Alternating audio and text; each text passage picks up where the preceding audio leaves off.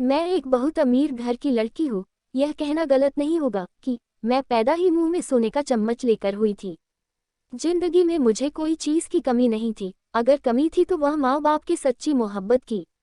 मेरे माता पिता दोनों अमीर घराने से ताल्लुक रखते थे। उन दोनों की अपनी अपनी मसरूफियत थी।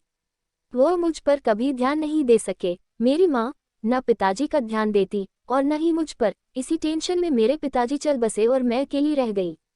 पिताजी के जाने के बाद माँ कुछ ही दिनों में अपने काम में मसरूफ हो गई। वही उनकी पुराने routine, business meeting, business tour. एक दिन मेरी माँ ने कहा कि मैं बिजनेस टूर पर जा रही हूँ और 1 साल बाद लौटूंगी। ऐसे भी मेरी माँ का मेरे जिंदगी में कोई सरोकार ना था, इसलिए मुझे माँ के रहने और ना रहने से कोई फर्क नहीं पड़ता था। सो जाते जाते माँ मेरा एडमिशन एक बहुत बड़े कॉलेज में कराकर चली गई। मैं उस कॉलेज में बहुत अकेली रहती थी। ना मैंने कोई सहेली बनाई थी और ना कोई दोस्त, लेकिन मैंने देखी एक लड़का कुछ दिनों से मेरे आसपास घूम रहा है। लेकिन मैं सब जानते हुए भी अनजान बनी रही। तब एक दिन क्लास में वह लड़का मेरे पास आया और मुझसे मेरे नोट्स मांगने लगा और कहा कि मैंने म्यांमार से बात करी है और मैं कुछ कह नहीं पाई, चुपचाप अपने नोट्स दे दिए। फिर कुछ दिनों में हम दोनों की बात धीरे धीरे बढ़ने लगी और हम दोनों बहुत अच्छे दोस्त बन गए। उसका नाम सूरज था और मेरा नाम कोमल। एक दिन सूरज ने मुझसे कहा कि मेरे घर चलो और मेरी माँ से भी मिल लेना और शाम का खाना भी खा लेना। मुझे कोई आपत्ति नहीं थी, इसलिए मैं फौरन तैयार हो गई और फिर शाम का खाना हमने साथ मिलकर खाए। सूरज ने मुझसे कहा, आओ चलो मैं तुम्हें अपना कमरा बताता हूँ। जब मैं सूरज के कमरे में गई तो मैंने पलंग के पास मेज पर एक तस्वीर देखी और देखती रह गई। वह तस्वीर किसी और की नहीं, मेरे पिताजी की थी। मैंने सूरज से पूछा, यह तस्वीर किसकी है? सूरज कहने लगा, यह मेरे पिताजी की तस्वीर है जिनका देहांत 1.5 साल पहले ही हो चुका है। और मैं हैरान व परेशान अपने घर वापस लौट आई। अब माँ का 1 साल कंप्लीट होने को था। माँ मुझे कभी कभार कॉल करती है मेरा हाल चाल पूछने के लिए। जब माँ बिजनेस टूर से वापस आई तो माँ बहुत बदली हुई थी। वह मेरा बहुत ध्यान रखने लगी थी और मुझसे बहुत ज्यादा मोहब्बत करने लगी थी। एक दिन मैं और मेरी माँ एक साथ बैठे हुए थे तो मेरी माँ ने अचानक मुझसे पूछा, तुम मेरे लिए किस हद तक जा सकती हो? तो मैंने कहा, मैं आपके लिए किसी भी हद को पार कर सकती हूँ। इस पर माँ ने मेरा हाथ पकड़ा और मुझे क्वार्टर की तरफ लेकर गई। एक क्वार्टर का दरवाजा खोला जिसमें बच्चे के सारे खिलौने फैले हुए थे और एक झूले में एक मासूम सा बच्चा सोया हुआ था।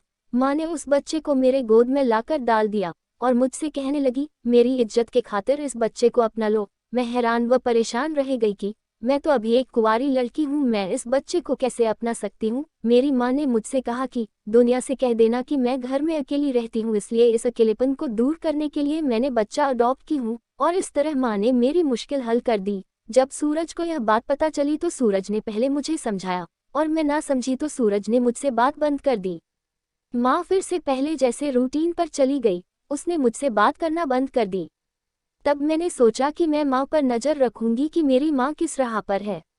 बहुत दिन हो गए नज़र रखते रखते कोई बात ना बनी। तब मैंने माँ का टेलीफोन अपने बेडरूम के टेलीफोन से अटैच कर दी।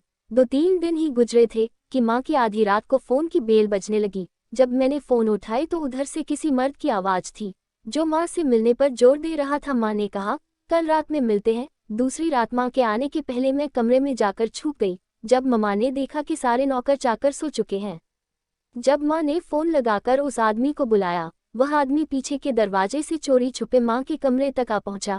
जब मैंने उस आदमी को देखी तो मैं हक्का बक्का रह गई। यह कोई और नहीं मेरे पिताजी थे, लेकिन मैंने अपने आंखों के सामने पिताजी को मरे हुए देखा था। जब मैंने उन दोनों की बात सुनी, मुझे लगा ये मेरे पिताजी नहीं है। लेकिन फिर अचानक सूरज के कमरे की वह तस्वीर याद आई और याद आया कि हाँ, यह वही आदमी है। वह आदमी माँ से कुछ देर बात करके वापस चला गया और उस आदमी के पीछे माँ भी कमरे से बाहर चली गई और इतने वक्त में मैं अपने कमरे में आ गई। अब मैं रात भर नहीं सो पाई कि आखिर इस आदमी से मेरे माँ का रिश्ता क्या है और इतनी रात को वह आदमी मेरे माँ के कमरे में क्या कर रहा है।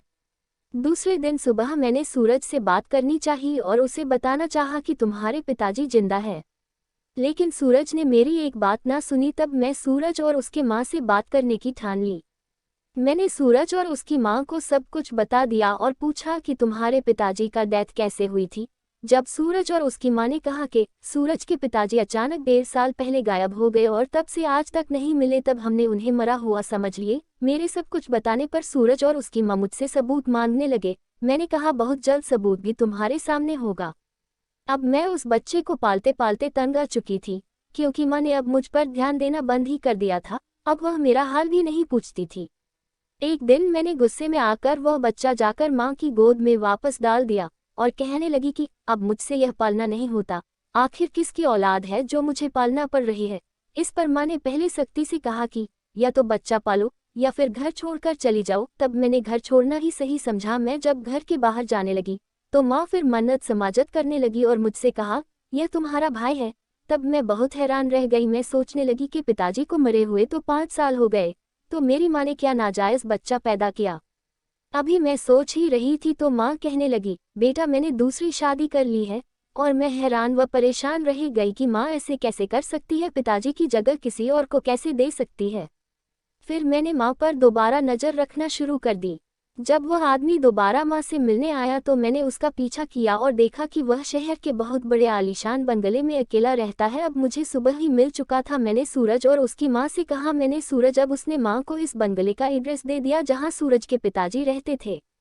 एक दिन अचानक मेरी माँ पागलों की तरह घर में दाखिल हुई और मुझ पर बरस पड़ी और मुझसे कहने लगी कि तुम यह हकीकत कब से जानती हो। और माँ बुरी तरह चीखने चिल्लाने लगी और फिर माँ ने जो सच्चाई मुझे बताई वह यह है, तुम्हारे पिताजी जुड़वा भाई है अजय और संजय। लेकिन मुझे संजय से प्यार था और अजय की इनकम बहुत ज़्यादा थी, उस बिजनेस में बहुत ज़्यादा प्रॉफिट होता था। इसलिए मेरे पिताजी ने मेरी शादी अजय से करवा दी, जबकि मैं संजय से शादी करना चाहती थी। शादी के बाद भी मैं संजय से मिलना बंद नहीं की और तुम्हारे पिताजी यह सब नहीं देख पाए और उन्हें हार्ट अटैक हो गया और फिर मैंने संजय से शादी कर ली।